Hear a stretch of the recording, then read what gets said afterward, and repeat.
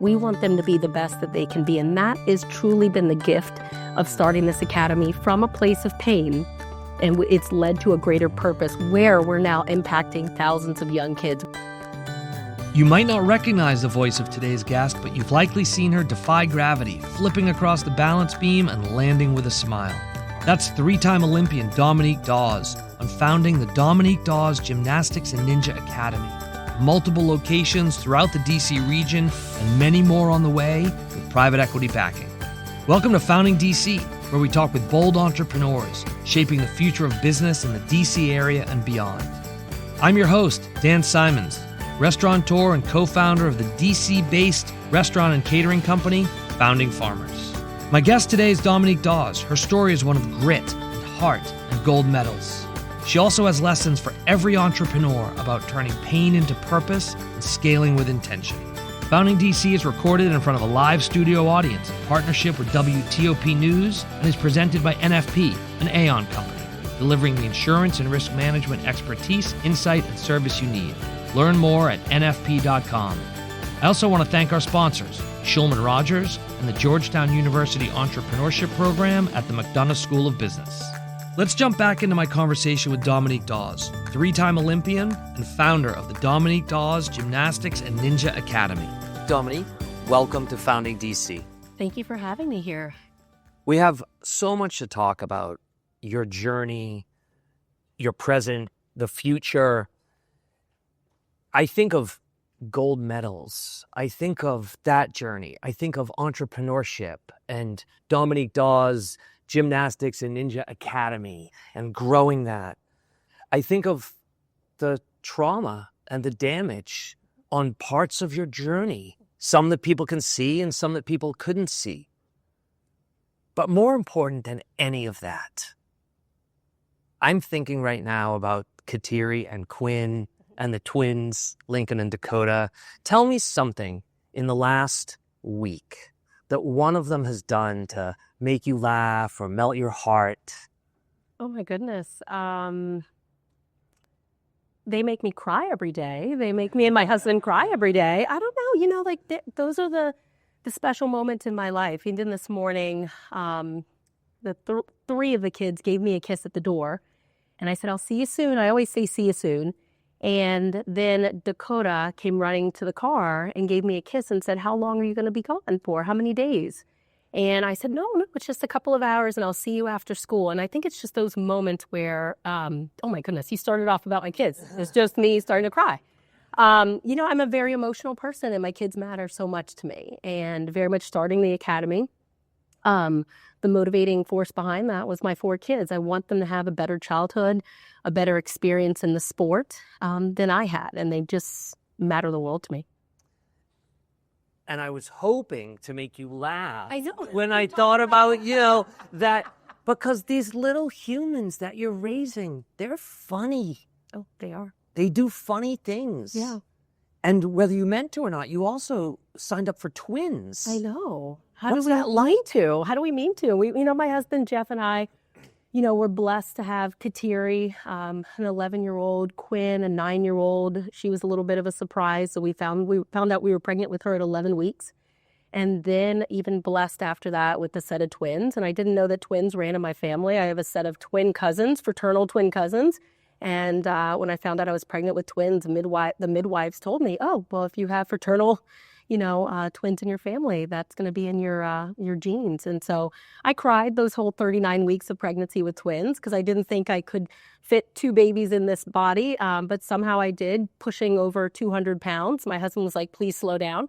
But it's just been a joy. I mean, when I look back at my life, I don't think about the Olympics. I don't think about the 18 years in the sport of gymnastics. And the journey that it took to get to 3 different Olympic Games and to represent my country. I don't think about the awards or the accolades or the statue or meeting celebrities like Prince or working with presidents and things of that nature. I really do. What's fulfilling and what gets me up each and every morning are those 4 little angels that I've been blessed with. And while today we can talk a bit about some of those things, that isn't where the magic is. I look at you and it is easy to be enamored. I mean, you are in the rarest of rarefied air globally of what you have accomplished. And because parts of this journey, and if you want to talk about it, we can, and we don't have to, but there's the physical pain that comes with being an athlete like that. And then, you've crossed paths with monsters. Mm-hmm. And you then choose to say, I'm going to now be I think you've always been an entrepreneur, starting at age 6. It was the brand of you and it was your career. So that is a form of entrepreneurship. Mm-hmm. Party of one, but it's an entrepreneurship path. But now, rather than run away from more challenge, you sign up to build a company.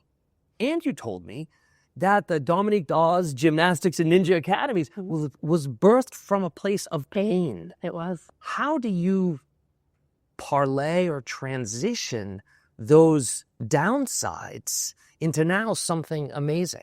I started the sport of gymnastics when I was 6. I am very tiny. I am naturally a short person, and I fit in perfectly in the gymnastics gym. And throughout my elementary school years, I was bullied because I was short. I was bullied because I had a very squeaky voice. When I get excited, my voice goes up extremely high and I speak very fast. And so in school, I never felt like I fit in. Back in the 80s, for those of you all that grew up in the 80s, you totally didn't grow up in the 80s. She's like shaking her head like she did. But those that grew up in the 80s remember that term tomboy, and I was called a tomboy constantly. But I was just a very active, energetic young girl that loved to flip 24/7. And from those experiences, it really helped thicken my skin. It really helped me stay focused on a goal, to persevere and to want to be the best that I could be. And that led to 18 years in the sport of gymnastics, 3 Olympic Games. But in that experience, there was a great deal of abuse. There was a great deal of trauma. It was physical abuse, emotional abuse, verbal abuse. It was abuse that I wouldn't want my 4 children to go through. And after birthing 2 kids, and I was spending some time on Good Morning America with Robin Roberts, talking about the Olympics that was going on in 2016, after those Olympic Games, the name Larry Nassar became a global name.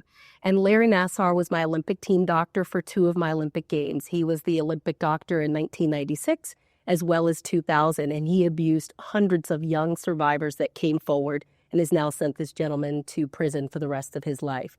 That was a very painful experience for me, and while I don't recall being abused by Larry Nassar whatsoever, it really helped me process what I went through for those 18 years in the sport of gymnastics, waking up at 5 o'clock in the morning, living with my coach for much of my childhood, being yelled at 24/7, and constantly told that I was never good enough. And that was the time then that I started to share with my husband, Jeff, who is an amazing guy. And I shared with him what I had gone through in the sport of gymnastics. And he said, wow, that was abuse, not only for yourself, but also for your teammates. I then got pregnant with twins. We birthed the twins, and he said, you've got to be a part of this positive change. My natural personality is very introverted, very guarded, very private. And he said, for you to be a part of the change, you got to start gymnastics academies, and let's start them in the DMV. He has been a school teacher for 20 years now. And as a school teacher, constantly, the young boys that he's touched and the families come back and thank him. And they thank him because of the seed that he and all of the professors, a part of the Heights School, made in the lives of those young boys. And he said to me, I've met so many of your teammates, and they never want to go back to the gymnastics gym. You guys spent your whole childhood there, but you never want to go back. And a lot of you guys have anxiety, insecurities, fear, self-doubt, all of these things that have controlled us because of the abuse and because of the pain. And so we realized when we started this academy, we wanted to be similar to his school, where every single kid that walks through the doors of our gymnastics academy, they matter. They're inspired. It's not about someone's talent or what they can achieve in the sport or what their parents' net worth is or the color of their skin. It really is about touching the lives of every single kid. We want them to get to the top of that warp wall and feel as if they are a champion. We want them to learn a cartwheel. We don't need them to be the next Simone Biles or the next Shannon Miller or the next Carrie Strug. We want them to be the best that they can be. And that has truly been the gift of starting this academy from a place of pain And it's led to a greater purpose where we're now impacting thousands of young kids. We now have 3 academies, but we have 3 or 4 more leases already signed, and we continue to expand beyond just the DMV area. Dominique, to decide that you are potentially going to run towards more difficulty because you care so deeply about creating positive experiences that you didn't have. Yeah. There is just no better example of someone willing to give and risk more of themselves than what you're doing. I think it's just realizing that kids deserve better. Families are looking for programs like this. Youth sports today is focused so much on a high-pressure environment that winning is the only thing. And I think parents are looking for something a little different. Not every kid is going to be an Olympic gold medalist. Not every kid is going to be a Division I or Division II athlete. But it doesn't mean that their journey in sports shouldn't matter and that they shouldn't have a positive experience. And when you walk through my academy, it's really not about developing Olympic champions. While we have a competitive team, it's really making sure that little Sally or little Billy or little George has that positive experience for that 1 hour with the amazing coaches that we have on the floor.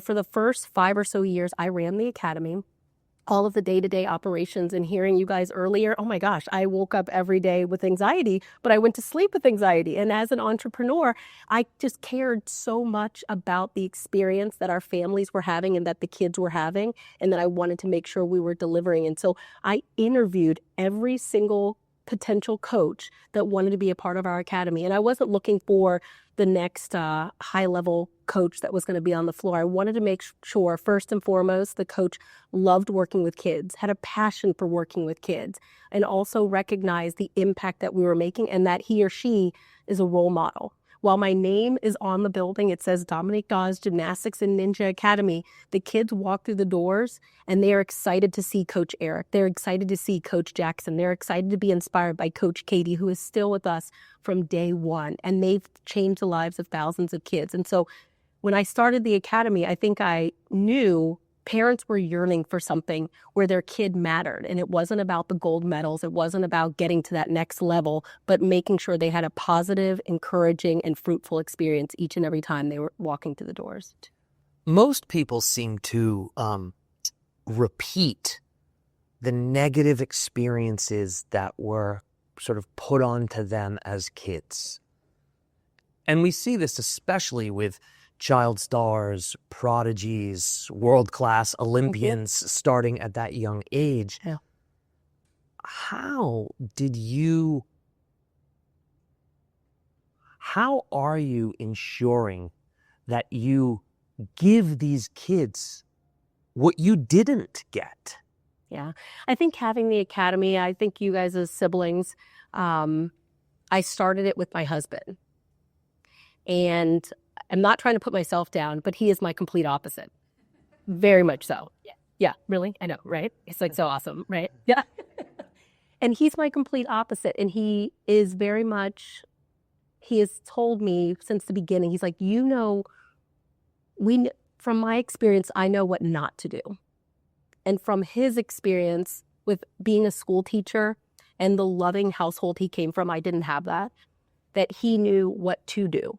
And so combining people that have come from different walks in life, I think has really allowed this to be what it is today. Even in our parenting, he reminds me, like, let our kids be kids, right? And he reminds me that in the summer, he hung out and just went to the pool. Because you weren't allowed to do that. Yeah. Who knew about a snack bar at a pool? You weren't allowed to be a kid like that. No, and I didn't realize it because that was just my life since 6 years old. And if I could change it, I wouldn't, because I am where I am today because of the journey and what I went through as a child and even as a young adult. So there's no woe is me. But he reminds me, let's let our kids enjoy their childhood and have fun and take days off. I mean, I wasn't allowed to take a day off. I did once when I was maybe 9 and I went on a vacation with my family to Ocean City, Maryland. And I remember it was such a highlight. And I came back to the gymnastics gym and I got reamed out because I wasn't as strong or I wasn't as flexible or I had lost a little bit of my endurance. And when you take time off from the sport of gymnastics, you do feel it. And my coach vowed to me back then, you're never taking time off. And she was right. She made sure, which there was a great deal of control, that I never took time off in the sport of gymnastics. And so to answer your question, I think just my husband and I complement one another, and he reminds me what matters most. And it's not about the medals, even though I always have my Olympic gold medal in my bag. I don't know why. It's so that I don't lose it, because I will lose it. It's either in my bag or my junk drawer at home, you know. But he reminds me what's most important. At the end of our days, I'm not going to be reaching for that Olympic gold medal. I'm not going to be reaching for that life-size statue that's pretty miniature, because I'm pretty miniature. I'm going to be wanting to spend time with my loved ones. I'm going to want to have them by my side, and I'm going to want to smile and appreciate the little things. And that's really what he's done for me in my life. And remembering, don't stress over these things in life that are really, at the end of the day, not going to matter at the end of the day. Having that business partner, and we hear this from some of our other guests, how valuable these business partnerships are. It sounds to me that for you, you've propelled your own journey, and then you made a great decision, which is choosing that partner, when most people who have been through what you've been through, they just would have chosen the wrong person.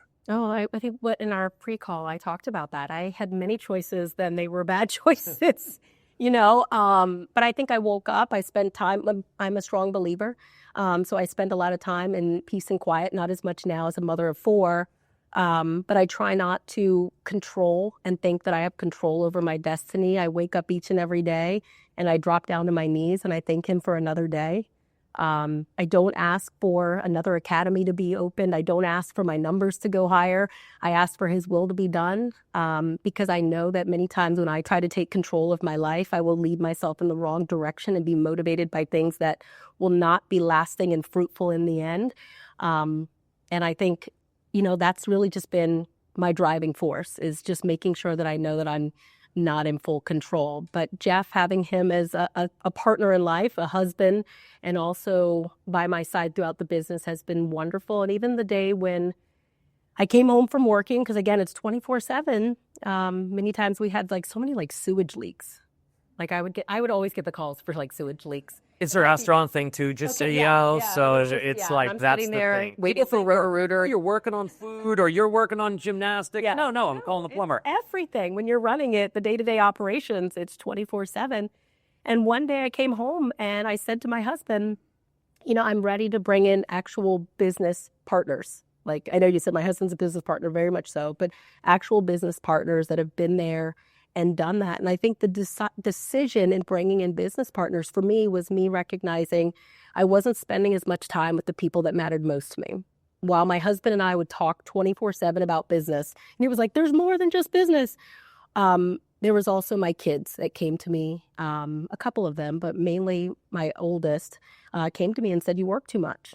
And I was... How did that hit you? Oh, I said to them, I tried to justify it. Don't even try to justify stuff with your kids because they're so right. But I said to her pretty much, I'm here. I'm here. I'm present. And many times I would work away from the gym so that I could be a little bit more productive. I started the business during the pandemic. And so working remote and running operations from home became a norm.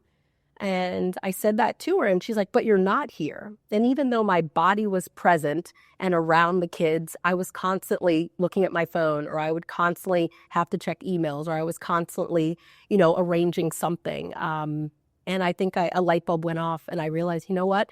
They're young and I'm going to miss out on the most important years of my children's lives. And I knew that it was getting to a point in my business that I was starting to feel burnout. And I thought, as a 3-time Olympian, you can't get burnout. I don't like sleep. I don't like sleep. I really don't like sleep. I think I'm missing out on something. And my greatest ideas come in the middle of the night anyway. So I'm always the wheels are always turning. But a light bulb went off and realized, you know what? I want to give my kids what I didn't have. Parents that were present, parents that were loving, parents that were listening. And that light bulb went off, and I immediately called one of our mentors that we had had since almost day one. And I said, I'm ready to, set aside operations. Can you help me out? And that's when the road to searching for the right business partner started.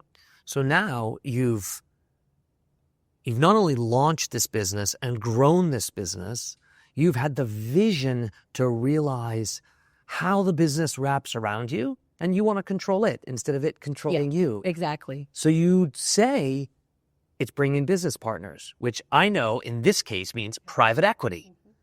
And so then I think, Dominique Dawes, she signs up for all the hard stuff. She puts herself at risk. Private equity is as fraught with peril as any aspect of entrepreneurship that I can imagine. And fraught with peril doesn't mean it always goes badly. I mean, you can walk on a 4-inch beam. I'm thinking a 4-inch. I can flip on a 4-inch beam. Walking is Yeah, sorry. So I just want you to know, Dominique, that last night, as I was doing some more prep for our conversation, I took out a tape measure and I measured what 4 inches is. I looked it up. I asked the internet, how wide's a balance beam? 4 inches. I said, 4 inches. Do you know that 4 inches is about the width of a credit card lying long ways? Credit card's about 3.5 inches. Oh, okay. My foot, look how cute your little foot is. Okay. My foot is more than 4 inches wide. Mm-hmm. That would be tough for you. It would be hard for me. That's why men are they are not on balance beams for a reason. You chose to fling yourself up in the air and land on this 4-inch thing. You now have chosen private equity growth. What steps did you take in choosing your private equity partner? I've always been selective in the people that I surround myself with. I've always been selective in the mentors that I've allowed to give me advice. And throughout my years, I'll say that there were a lot of successful people around me that I learned from them what not to do.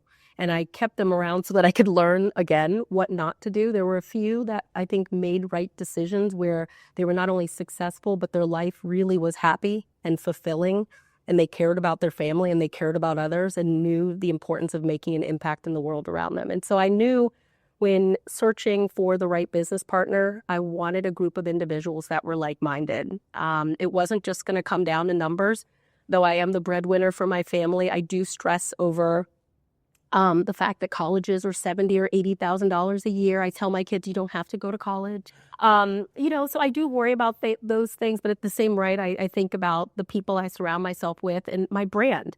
My name is on this, this business, and I want to make sure that they do this business justice and that they care about the culture, they care about the impact, and it's not just driven solely on numbers. I understand numbers are important. You got to keep your lights on, your doors open, the equipment there and the facility clean and the people paid well, which is what we've always done.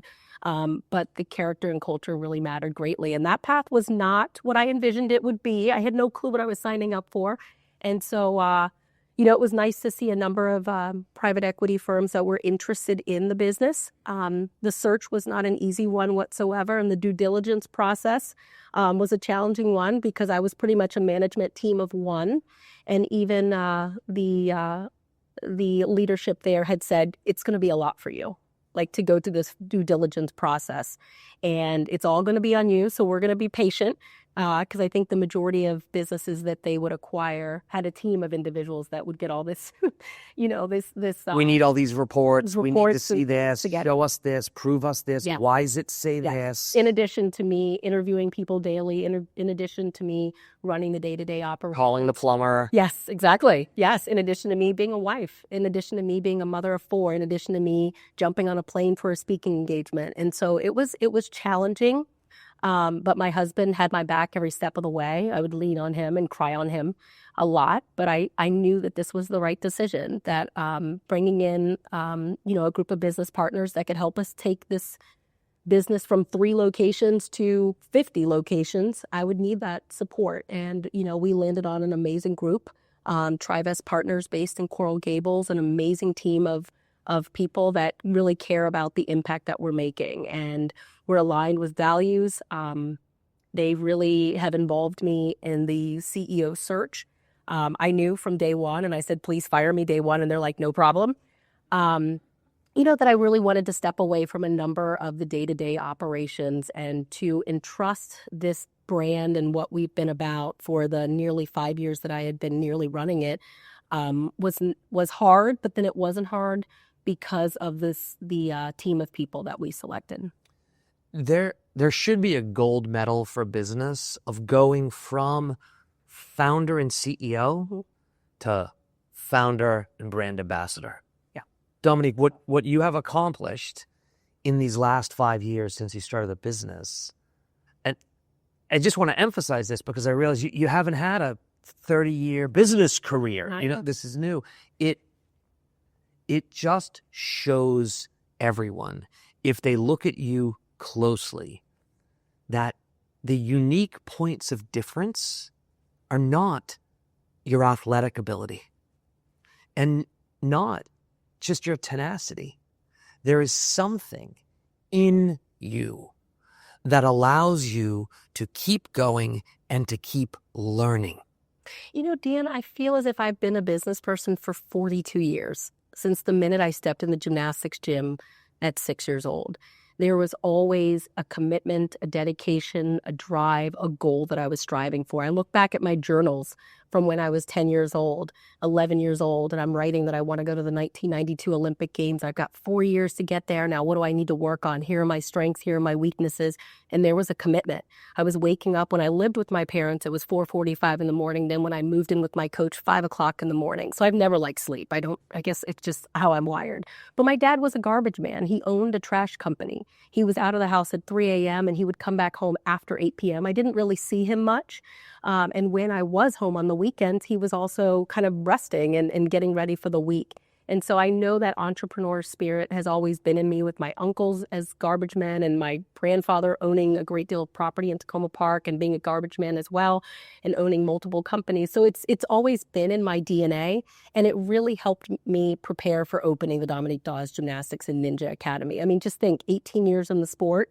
And then after that, when I turned 18 years old, I became a professional athlete. In 1994, I signed a full scholarship to Stanford University. I was supposed to go off, get a college scholarship. They even had me and Tiger Woods in the same dorm lined up, and people are like, "You're not going? What?"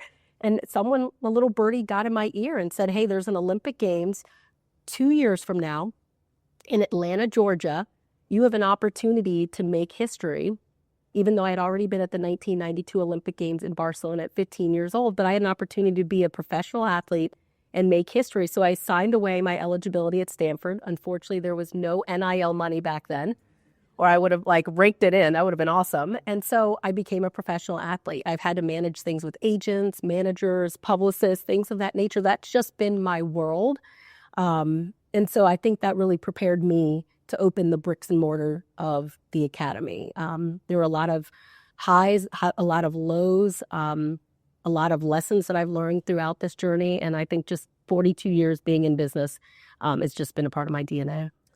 These reflections, and this is what I know from all the entrepreneurial conversations I have with people who are still doing it, who've done it and had exits, who are aspiring to do it. I think that the winners have a mirror that they're able to look in and be reflective and learn. They learn from the pain. They learn from the problems. They learn from the successes. So one of the things I was curious about, you were taught on that 42-year journey that anything that wasn't a perfect 10 was bad. Yeah. You'd failed. You were built to see the flaws, and they were what seems to be unfairly and just wrongly driven into you, that so much was failing if it wasn't perfect. I want to ask you, how have you unwound that perfectionism? But maybe instead of how have you, have you? I always say when I give speaking engagements, I say, what allowed me to become successful, to make it to 3 Olympic Games, to get the recognition that I've gotten or the opportunities that I've gotten, of perfectionism, walking in the gym and there was only that focus on imperfection and that you needed to correct it. I always say that Nadia Comaneci ruined it for all of us. She got that perfect 10 and made us believe. You guys are like, who is Nadia Comaneci? Okay, great. You guys are open. I'm going to go. Nadia Comaneci, I even said it to her and she was like, shut up, Dominique. But, she made it tough for everyone because she made us believe that it was possible. She made our coaches believe that it was possible. And so when we walked through the doors of the gym, we were taught that we were never enough and that we needed to always strive for perfection. And what I like to tell people is what I learned in the sport of gymnastics, striving for perfection or thinking that I'm being judged, which then makes me judge other people, will lead to utter misery. It may lead to worldly success. It may lead to the 3 Olympic Games. It may lead to, let's say, accomplishing things that the world will acknowledge me for, but you will be miserable. And I have to, and I do on a daily basis, try to reframe the way that I think because I've been programmed. We've been programmed and shaped by our environments, very much so. You and I talked about this. You're like, I don't know dysfunction. And I'm like, I am so jealous of you. That's all I saw is dysfunction. All I saw was a great deal of pain and heartache and greed. And so my natural nature is to think a certain way. And again, I cannot give him enough credit. He's not perfect, but I married my complete opposite intentionally. And it's hard. It's so hard because we're going to be like, and sometimes I'm right. I'm not trying to put myself down all the time, but he reminds me what's most important. Let me just say, he got pretty damn lucky. Okay. Thank you very much. And he reminds me what's most important. And in the sport of gymnastics, you were taught about perfection. You were taught about comparison. In my gymnastics academy, there is no focus on perfection. It is on self-worth. It is on building confidence. It is on having happy, healthy, active, strong kids. We weren't taught that ever as a young person. And so my natural thought pattern is to be that of a 3-time Olympian, which will get to the top of that mountain come hell or high water. Like I've got that kind of drive. But I am constantly reminded, my husband always reminds me, when you step into that gym, instead of seeing that clutter, instead of, let's say, seeing those staff members laughing, or instead of seeing that kid fall off the beam 10 times, he reminds me, walk out of the gym. I know it sounds silly. Walk out of the gym and then remind yourself, why did we start this business? Why did we start this business? Then I walk back in. I don't see that clutter because you know what? It's not the end of the world. We want to be clean. We want to be tidy. Parents do compliment us for that. Then I look over and I see those staff members and they're conversing and they're laughing. They're building friendship. And those are pretty darn hardworking, passionate young people that we have that care about each and every kid that walks through our doors. Then that kid that I see fall off a balance beam 10 times, because that would be problematic in the gym I came from. You'd be reamed out, kicked out of practice. I would have to sit in a waiting room. Then I'd have to train once everyone else left the gym and have to stay there till nearly 9 o'clock at night because I lived with the monster. I look and I see these kids fall off a balance beam, and guess what that child does after they fall off that balance beam? What do? Smile, laugh. Get back up. Get back up. They get back up. They don't give up. You know why? Because the coach standing next to them cares about them, is supportive, is encouraging. And I realize how fulfilling and how blessed me and my husband are to have had the opportunity to provide this to our community. That kid's not going to become the next Simone Biles. That kid is not going to become the next Dominique Dawes. But he or she is going to remember this experience, how these coaches made her feel. And when she goes off in life and chooses to be a mother, an entrepreneur, an attorney, a chef, you name it, she's going to remember that experience, that she developed that perseverance to never give up and to keep trying time and time again. My Olympic mindset wouldn't see things that way. And so when I go through those periods in life where it's negative Nancy or something's not good enough or I've got to strive for perfection or I'm going to judge someone, I have to step away and remember why I'm doing what I'm doing. This entrepreneurial reframing ability is clearly a common thread with the entrepreneurs that win. My description of winning is always like winning in your whole life. Yes. For me, winning at one thing isn't winning at all. No. And for me, winning alone isn't winning. It's kind of sad being up top by yourself. Yep. I'm just built. I'm built for partnership. I'm built for the team. I'm built for the crew. I don't like being alone. Cool. Because I've only ever had good experiences being with other people. I went through some bullying. You know, I dealt with some stuff that was difficult, like maybe for a few months when I was little. But in general, for me, winning is always being together. And so now when I think about what you've built with Jeff and what you're building with the kids and what you're building with Trivest as a private equity partner, and the way that you're not forgetting your past, you're not denying your past, you're reframing it to create more value for yourself every day. So when my business partner, when we walk into our restaurants, I see what's wrong. My head wants to pop off. Yep. I focus on what is wrong. And in the restaurant business, certainly in our restaurants, there's a lot wrong every single day. We do have to be tenacious about converting what's wrong to make it right. And we can do that while we lift up the human beings who are striving to do that as well. So maybe that means, aside from my lack of athletic skill, that I could never win a gold medal. That's fine. And I look at you and I think, you didn't need the gold medals. You got them, and that's amazing. And what you are building now is, I just think, this part of your entrepreneurial journey, we have so much to learn from it. Because I realize I'm atypical. I'm like, no trauma, happy family. Like, I don't know about trauma. I don't really know how to yell at anyone. I learned through wrestling and sports how to like channel the inner beast in the moments. Yeah. But then like putting it away was easy. I only brought it out on that mat. So these lessons, this isn't just the Dominique Dawes story. Most entrepreneurs, most people have been through tough stuff.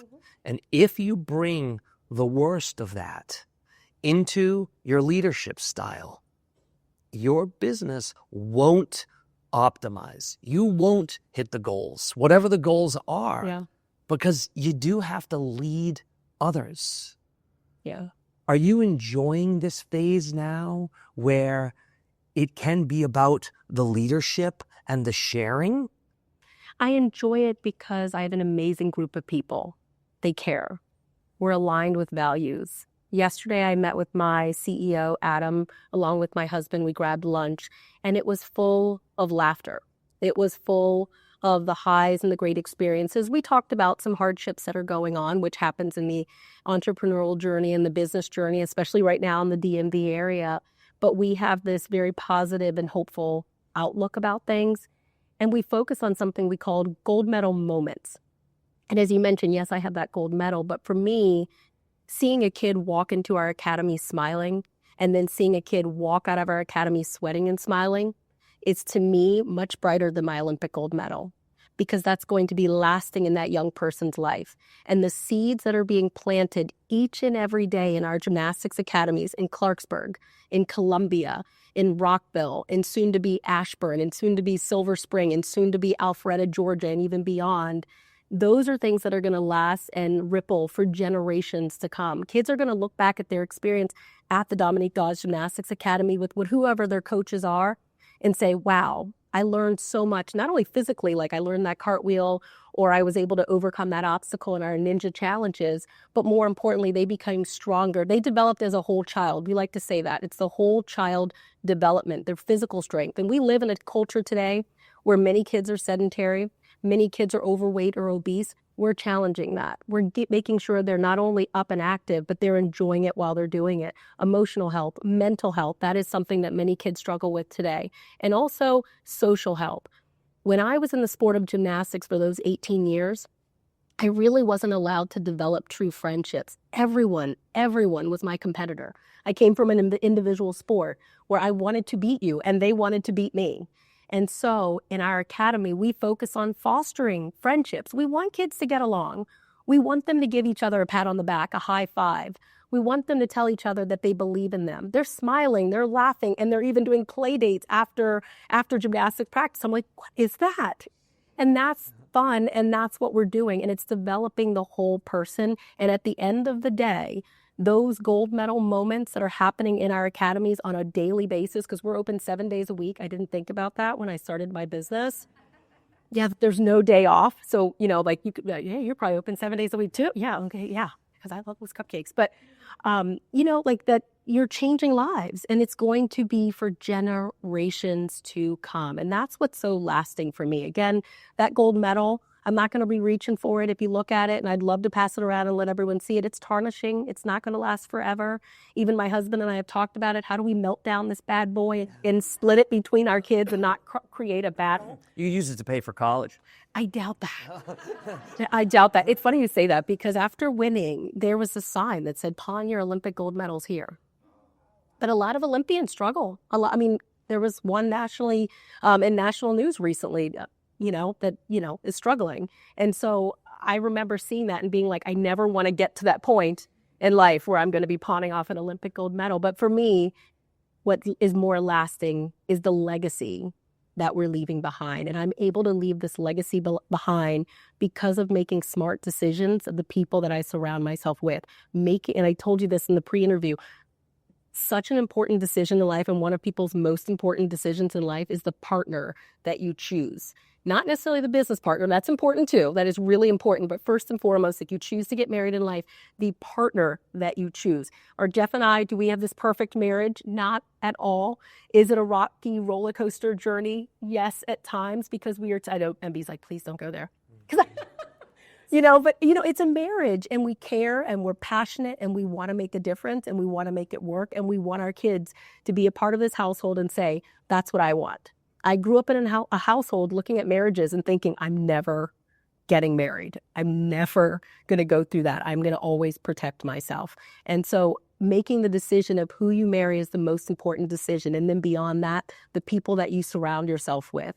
I know as parents, we always say, kids, make smart decisions with your friends, but even adults, make smart decisions with the people that you surround yourself with, the people that you allow to mentor you, guide you, invest your money, whatever it is. Because I've been around people that were not necessarily the greatest character people, and those will help guide you in the right direction or many times the wrong direction in life. Striving for these entrepreneurial gold medal moments, I'm taking your phrase, choosing the people we surround ourselves with, those are gold medal moments. We let people in, business partners, spouses, friends. Those gold medal moments, maybe those are the gold medal moment seeds that lead to you being able to create those successful business moments. You touched on growing the Gymnastics and Ninja Academy. Yeah. One of the cities you're going to, Silver Spring. Yes. You're going to open an academy in Silver Spring. Hometown. You've got roots there, hometown. You trained in Wheaton. You're a Maryland Terp. Governor Moore, by the way, is going to love this. He's coming on the show in September. Okay. He's a friend, and Great. So he loves, for any of us, we're lifting up Maryland. Okay. You're a Marylander. Yes, I am. When you open the academy in Maryland and you sort of come full circle and you're looking at the whole DMV, what is it about Maryland in this area that is so special for entrepreneurs? Oh, it's my home, the DMV area. Let me be honest, though. I started looking for property in 2019. My husband and I were living, and we bought our dream home in Bethesda, Maryland. We knew that this was the time. It was ripe to start looking for a location for our academy. And I say this story only because there's a team of entrepreneurs here, and you're going to hear a lot of no's in life. And I heard so many no's from so many landlords. And my husband was a little baffled because he knew my brand. He knew kind of an idea of how much money I had. And he felt as if I wasn't given a fair shot, right? And there was a no and no. And I was like, well, maybe if you show up, that'll help a little bit. No, continues no's. And the only landlord that was willing to give us a shot was in Clarksburg, Maryland, way up 270. And back in the day, Clarksburg, Maryland was farmland. Like I mean, even Gaithersburg was farmland for a while. And I remember just kind of thinking maybe this is not the journey for us because we heard so many no's. But that one landlord gave us a shot.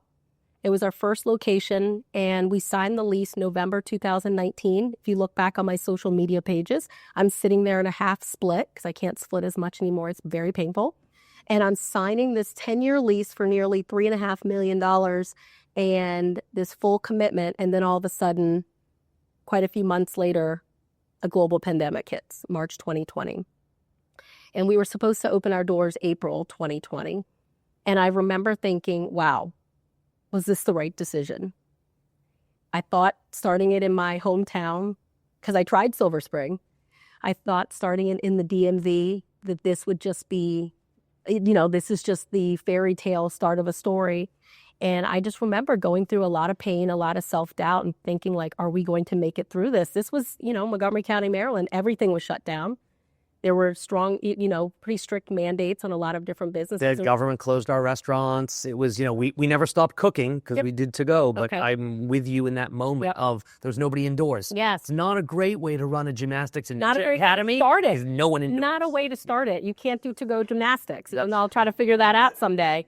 And so we ended up opening our doors July 2020. And it was tough because we initially had nearly 1,000 people pre-sign up. We had done all these great promotional events out in the community. I love doing that and speaking at schools and things of that nature. But July 2020, it was such a life-changing moment when we opened our doors. And Jeff and I were like, wow, we did it. But we're not doing it because there's only now a couple of hundred people coming through our doors. Are we going to be able to keep our lights on? But we got support from the DMV area. We did not get PPP money because we were not open before. But just doing it in our hometown and me taking myself back to when I would come back from the Olympic Games, the support I got in 1992 from Tacoma Park, Maryland, and Silver Spring, Maryland, and everyone gathering around, giving me a pat on the back. 1996 coming back and there was another little parade and another little party locally. I think just starting in my hometown in the DMV has just been the right decision. Even though it was a tough decision, obviously with COVID, it was the right decision. And that's where opening a location in Silver Spring, Maryland, also Ashburn, as I mentioned, and even going to Atlanta, which has very much always been a second home to me, now being a limited partner of the Atlanta Falcons ownership group, has been, a highlight that these are going to be, very emotional openings for me. But I love the impact that we've made and that we're going to continue to make. And you are still so young on this journey, what you have experienced and done. And now there's so much ahead of you with the kids growing, the business now expanding. There'll be these Dominique Dawes Gymnastics and Ninja Academies all over the country. And once again, the world is your oyster. And for this phase, it can be without some of the stuff that you're choosing to leave behind, and just with the good stuff. It's now tears of joy. When I look back at my career, there were a lot of tears of pain. I fell at the Olympic Games. That was painful, but it was a lot of tears of pain where I always felt many times alone. An individual athlete out there, not necessarily having the support of my parents because they were just not capable, having a very cruel and cold and callous and greedy coach that was around me for the wrong reasons. Now it's tears of joy because I know the seeds that we've planted and the fruit of our labor. And that's what's so beautiful about this. And I've been traveling now for 29 years doing speaking engagements, and I always get stopped afterwards. It's usually women in tears, few men, but usually women in tears coming up to me and just sharing with me the pain that they've gone through or they're going through in life. And because I'm so transparent about my journey, it allows them to realize, hey, I can pull myself up as well. I can learn from these painful moments in life. And what my motto is pain serves a greater purpose that leads to your passion and allows you to make a greater impact. So all the years of abuse that I've been through, believe it or not, I'm grateful for that because those hardships have allowed me to get where I am today, which will then hopefully plant the seeds in other people's lives to let them know if they didn't come from that storybook upbringing, that they too can be something special. They too can learn from those painful experiences and make wiser decisions in life. And that's what the academies are doing. For me, it's not about gymnastics. It's not about ninja. It's not about our future cheer or tumbling. It's really about planting seeds in the lives of this young generation of kids to build confidence, to build perseverance, to teach them about sacrifice, work ethic, making smart decisions, and friendship. I cannot stress that enough. Will someone make it to the Olympics someday from our academy? I always like to say no, and someone said, never say never. It could be possible, but I'll tell you this. I've stood on top of the podium and made history and had my hand over my heart and sang the national anthem pretty poorly, even though I eventually was on Broadway singing pretty poorly. My husband said they cut the mic. And I've made history and felt that Olympic gold medal around my neck, and I wasn't happy and I wasn't fulfilled. I have spent time as a mother and as a wife with my 4 children and watched the sun rise, and I felt more happiness and completeness in those simple moments in life. And so that is what I want to teach those that come through our academy. They're going to get physically fit. They're going to laugh. They're going to have fun. They're going to build those friendships. I want them to realize that success is really, really those simple moments in life. It's not these grandiose moments that lead to statues. And B, how often do I visit my statue? Never. But the statue is cool because when a young boy or a young girl or a woman walks by, maybe a guy walks by, they're going to read a little bit about my journey and my story and the pain and the purpose and the passion and the impact. And they're going to say, I see myself in that young girl. I can because she could. That's what's so great to me. But what gets me fulfilled and gets me up in the morning each and every day are those 4 little angels. And believe it or not, is sometimes, not always, Jeff, and he knows how to load a dishwasher properly. Dominique Dawes, you are amazing. The lessons you can share and the absolute fact that you are role modeling what can be done. That is your gift to the world and to these kids. Thank you for doing what you do, and thank you for coming on the show. What a powerful conversation with Dominique Dawes.